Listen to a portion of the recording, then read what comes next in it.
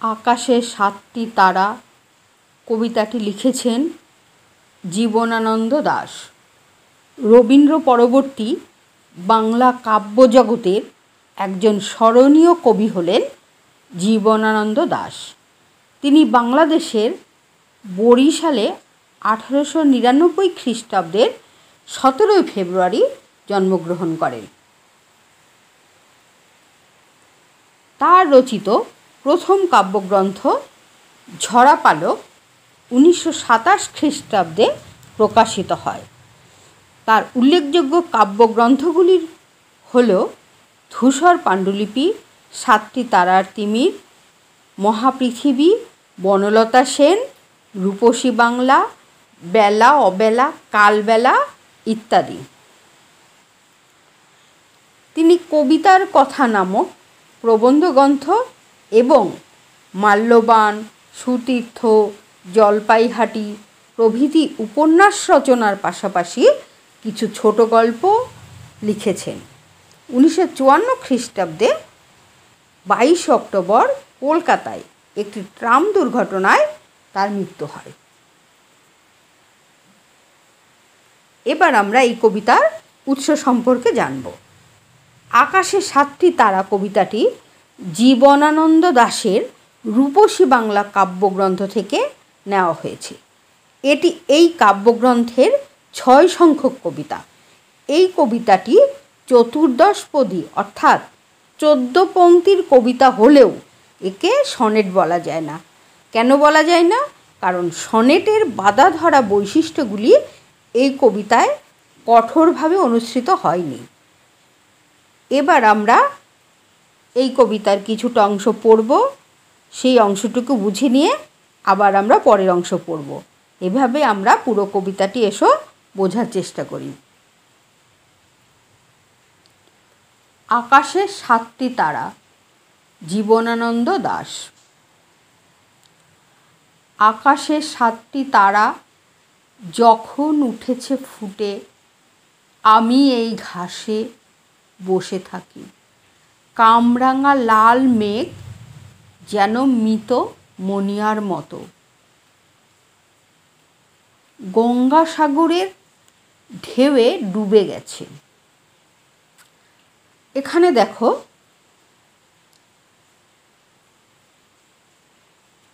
কবি একজন শিল্পী। শিল্পী যেমন কি করেন? রং তুলি দিয়ে ছবি আঁকেন। জীবনানন্দ দাশ তেমনি কলমের আঁচড়ে শব্দের ছবি এঁকেছেন।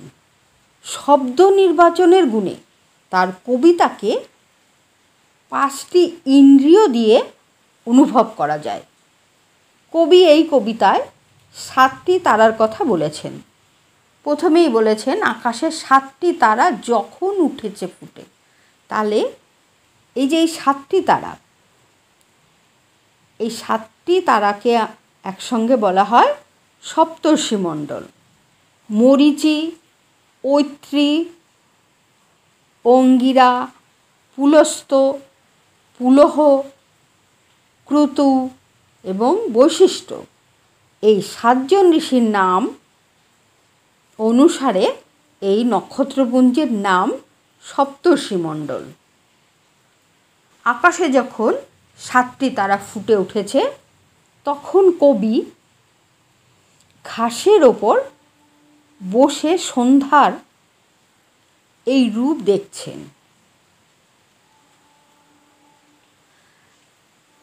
তিনি বলছেন কামরাঙা লাল মেঘ।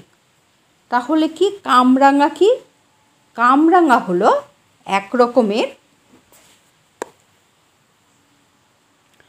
টক স্বাদের ফল। এই ফল প্রথমে সবুজ থাকে, তারপর পাকলে হলদেটে লাল রঙের হয়।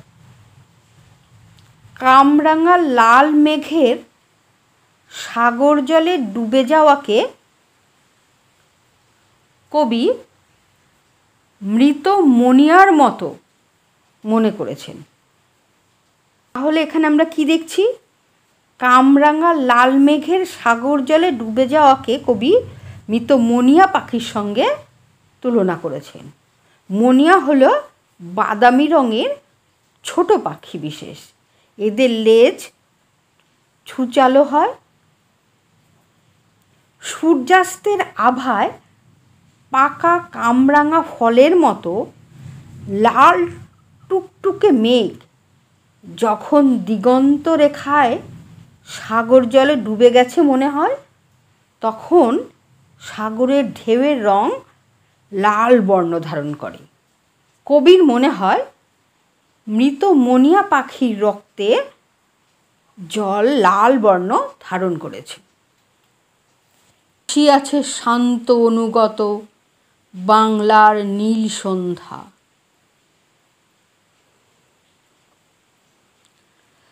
কেশবতী কন্যা যেন এসেছে আকাশে, আমার চোখের পরে, আমার মুখের পরে চুল তার ভাসে। পৃথিবীর কোনো পথ এ কন্যারে দেখেনি কো, দেখি নাই অত অজস্র চুলের চুমা, হিজলে কাঁঠালের জামে ঝরে অবিরত, জানি নাই এত স্নিগ্ধ গন্ধ ঝরে রূপসীর চুলের বিন্যাসে। তাহলে এই অংশ থেকে আমরা কি জানছি? আসিয়াছে শান্ত অনুগত বাংলার নীল সন্ধ্যা। আমরা কি জানি? বাংলার গ্রামে তেমন কোলাহল থাকে না, জীবনযাত্রা সেখানে শান্ত, তাই সেখানে সন্ধ্যাও নামে শান্তভাবে। যেখানে কোনো কোলাহল নেই, তাহলে সেখানে যখন সন্ধ্যা হয় তখন চারিদিকে কি থাকে? নীরব থাকে। তাই কবি মনে করছেন যে এখানে যেন শান্ত সন্ধ্যা নেমে এসেছে। শান্ত নয়, সে অনুগত অর্থাৎ বাধ্য। কবি সন্ধ্যাকে বলেছেন শান্ত অনুগত নীল সন্ধ্যা। তাহলে সন্ধ্যাকে তিনি কি বলেছেন? শান্ত বলেছেন, অনুগত বলেছেন এবং নীল সন্ধ্যা বলেছেন। সন্ধ্যার অন্ধকার আর দিনের আলো মিশে যে রহস্যময়তার সৃষ্টি হয়েছে, তাই কবি নীল সন্ধ্যা বলেছেন। কবির মনে হয় একজন এলোকেশী কন্যা দেখা দিয়েছে আকাশে। কল্পনার সেই মেয়েটি আসলে সান্ধ্য বাংলা। মাটির বুকে নেমে আসা অন্ধকার যেন তার কালো চুলের রাশি। কবির মুগ্ধ মুখের পরে তার চুল ভাসছে, অর্থাৎ কবির চোখের সামনে আধার ঘনিয়ে এসেছে। তার চুলের স্পর্শ কবি অনুভব করতে পাচ্ছেন। রূপসী বাংলার এই সৌন্দর্য পৃথিবীর আর কোথাও দেখা যায় না, তাই কেউ এই কন্যাকে দেখেনি। হিজল কাঁঠাল জামের পাতায় সেই সোহাগ ভরা অন্ধকারের স্পর্শ যেন আসলে সেই রূপসীর চুলের চুম্বন। এখানে দেখো হিজল গাছের উল্লেখ রয়েছে। হিজল গাছ জীবনানন্দের অনেক কবিতায় আমরা এই গাছটির কথা পাই।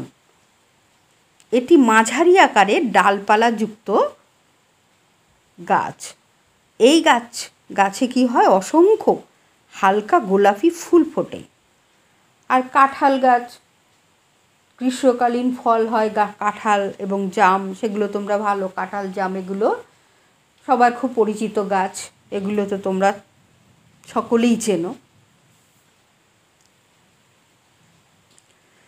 পৃথিবীর কোনো পথে নরম ধানের গন্ধ, কলমির ঘ্রাণ,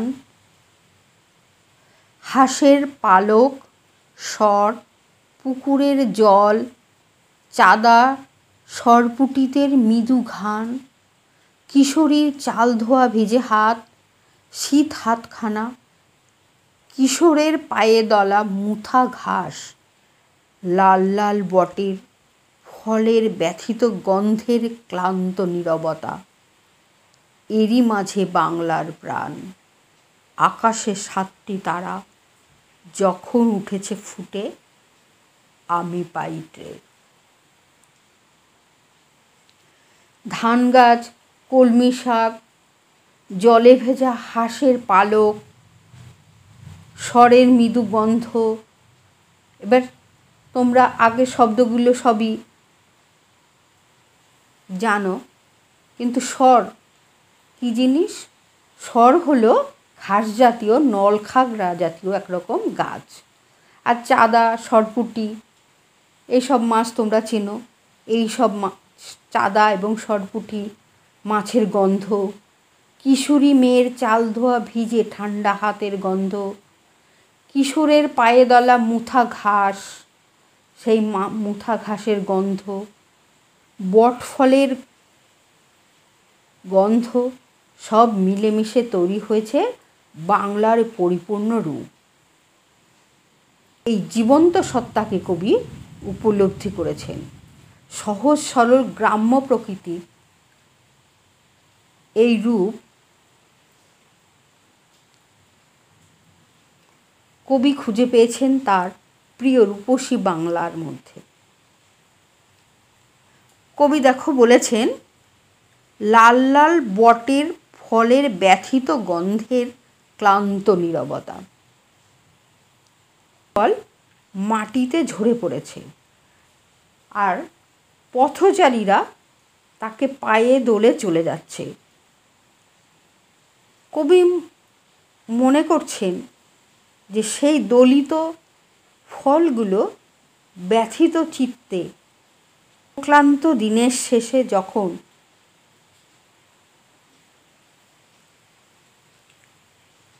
মাটিতে পড়ে থাকে, তখন তার মধ্যে দেখা দেয় ক্লান্ত নীরবতা, আর তার থেকে বেরোয় ব্যথিত গন্ধ।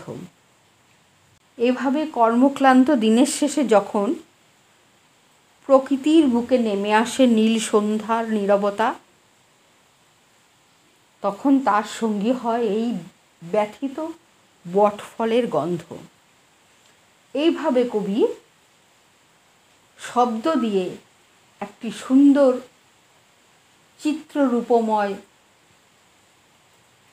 জীবন্ত ছবি আমাদের সামনে ফুটিয়ে তুলেছেন।